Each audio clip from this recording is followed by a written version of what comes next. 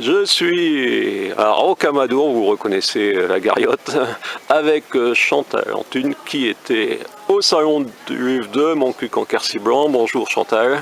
Oui, bonjour monsieur.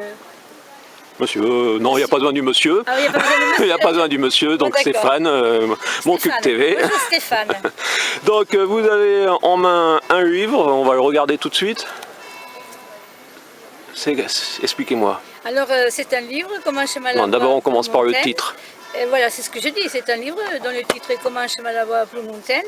Ce sont des migrants européens qui partent vers le Grand Ouest et ils sont confrontés avec les Amérindiens, avec des guerres tournantes qui sont quelquefois causées non pas par des Indiens mais par des fermiers nouvellement installés et qui briguent justement des domaines qui les intéressent. Voilà. Donc vous avez vécu parmi eux. Eh bien, c'est-à-dire qu'en écrivant le livre, je vis tous mes livres, moi. Alors donc... Donc ça part pas d'une expérience vécue, vous n'avez pas vécu avant, vous n'êtes pas immergé dans leur culture? Non, non, non, pas du tout. Mais déjà très jeune, je m'intéressais beaucoup aux Amérindiens. J'ai déjà lu pas mal de livres. Et puis en plus, j'ai voulu faire quelque chose quand même pour, c'est-à-dire mettre et dire mon ressenti concernant les Amérindiens et les migrants qui ont envahi ce grand pays, qui est maintenant les Amériques. Donc, c'était votre premier livre? Celui-là, non, c'est mon dernier livre. C'est votre dernier, donc avant il y en a eu combien? Eh bien, en tout, j'en ai écrit 7 et le premier, c'est une saga provençale, Le Mât des Buissons Bleus. Donc il a été publié en quelle année? Il a été publié en 2012, fin 2011, début 2012.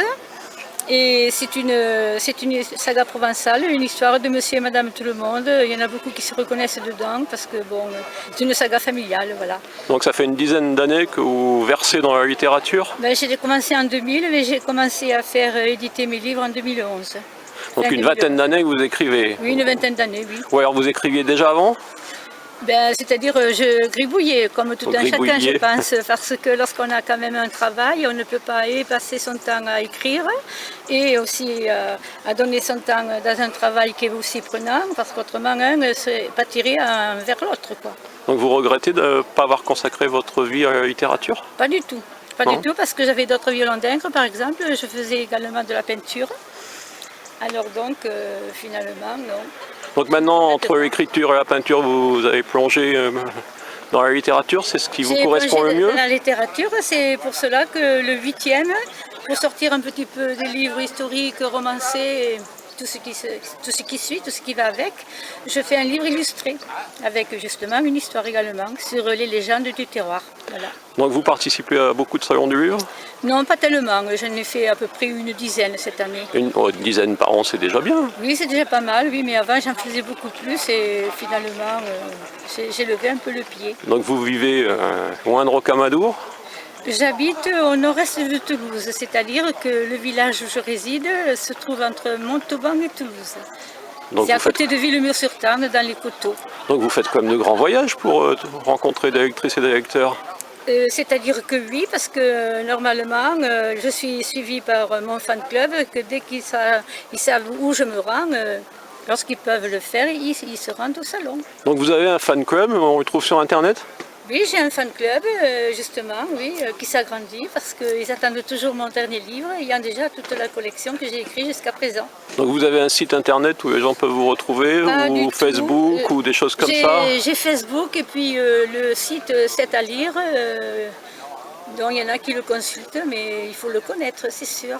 Donc l'endroit où vous vendez le plus de livres, c'est la vente directe ou les salons du livre? Ben, c'est-à-dire que je pense que c'est comme tout un chacun, on n'en vend pas des masses, mais ce que l'on vend, on est bien content. Voilà, on se dit quand même qu'on est apprécié. Donc c'est le but, d'être apprécié? Oui, je pense, parce qu'il faut apporter quand même quelque chose aux gens. C'est-à-dire, il faut écrire un livre qui soit prenant, il faut qu'ils le vivent. Et il est vrai que les lecteurs, chacun, un lira le livre, un autre lira le même livre, ne le verra pas de la même façon, mais il sera quand même captivé parce que justement, il m'achète tous les autres après. Donc, je vais vous poser maintenant une question difficile. Oui, oh, mais non, aucune question n'est difficile, je Si, pense. attention. Ça dépend, si elle est indiscrète, oui, Oui, sera elle est très difficile. indiscrète. Ah bon? Vous êtes venu au salon de Montcuq en Quercy-Blanc, vous pouvez nous en dire quelques mots? Ah oui, alors non, c'est pas une question Ah, très si, difficile. J'ai reçu un mail, je lis tous mes mails qui provenaient d'un des responsables du salon de Montcuq et j'ai apprécié, donc j'ai adhéré, j'ai souscrit à être présente à ce livre et je n'en suis pas mécontente. Vous en êtes quand même un peu contente? Je n'en suis pas mécontente, c'est bien ce que je dis. Alors donc ça veut dire ce que ça veut dire. Donc voilà, effectivement, la deuxième édition, vous étiez présente et on vous remercie de votre venue. Oui, et on voilà. essaiera de faire mieux encore les années suivantes. Oui, Donc tout on à fait. interroge sur aussi. Pourquoi pas? Parce que moi, en règle générale, les salons que je fréquente ne me portent pas m'apportent beaucoup, ne me portent pas de mécontentement. Voilà ce que je veux dire. Parce que ne serait-ce que de rencontrer des nouvelles personnes avec lesquelles on discute et à la clé, il y a toujours une vente qui s'effectue. Si elle ne se réalise pas le jour même, je sais pertinemment qu'ils achèteront ou sur le net ou à un des libraires ou alors à un autre des salons. Voilà.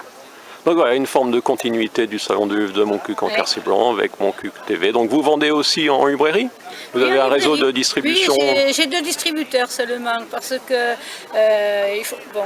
il faut dire que l'écrivain, c'est vrai, il rédige des livres, il met beaucoup de temps pour le rendre quand même intéressant, mais ce qu'il y a, c'est qu'il faut laisser un certain pourcentage. Alors après, ça devient pour le chagrin. Et sur Internet, vous êtes sur Amazon? Je suis sur Amazon, 2 sites, la Procure, la Fnac, il y en a même, je pense, en Belgique, il y en a dans la Provence, enfin il y en a un peu partout, quoi. Votre thème préféré, donc, c'est les Indiens? La culture amérindienne? Non, c'est-à-dire que moi, mon thème préféré, il est très vaste parce que je touche à tout finalement. Alors, parce que mes 7 livres que j'ai écrits jusqu'à présent sont différents les uns des autres. Il y a du fantasy, il y a du fantastique, il y a de l'historique, il y a de l'ésotérisme, et puis voilà. Donc, Mais vous, humainement, quel domaine vous touche le plus? ça serait un petit peu l'ésotérisme, le mythicisme, oui, j'aime bien, parce que ça fait rêver quand même, mais ça touche un certain public. Je pense même en général, les personnes aiment bien quand il y a du mystère dans le livre. Et mes livres, quand même, ce ne sont pas des policiers, mais il y a quand même ils sont quand même captivants, ils sont prenants, parce qu'on dirait des vrais thrillers parfois. L'ésotérisme en quelques mots? L'ésotérisme... Résumé de l'ésotérisme en quelques mots. Oui, l'ésotérisme... Je vous avais dit qu'il y aurait des questions difficiles. Non. L'ésotérisme, j'ai voulu trouver un titre pour pouvoir parler de l'ésotérisme. J'ai donc mélangé les 2 magies. Et le titre de mon livre est Blanche magie noire.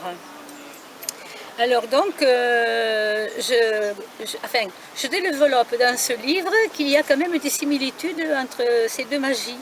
Et ensuite, j'en ai profité pour parler un petit peu sur l'Antiquité pharaonique et puis d'autres éléments, mais enfin, je ne vais pas te dire, autrement il n'y aurait plus de surprise en lisant le livre. D'accord, donc on invite les lectrices et lecteurs à venir vous voir un peu dans tous les salons du livre. Bon, bien sûr, merci. Bonne journée Chantal. Merci à vous aussi.